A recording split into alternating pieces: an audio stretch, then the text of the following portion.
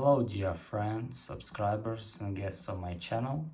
In this video I want to show and tell you how to clear Instagram cache on your iPhone.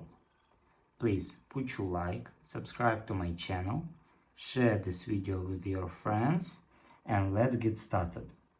So first we need to go to settings.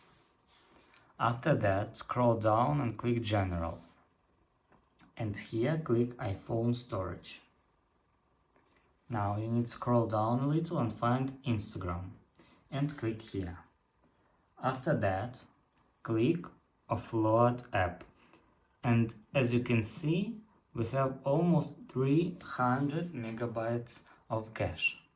After that click offload app, and after that your data will remain, but the storage won't be that full.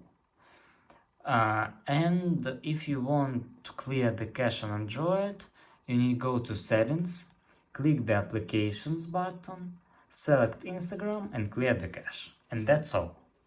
Thank you all for watching, put your like, subscribe to my channel and share this video with your friends.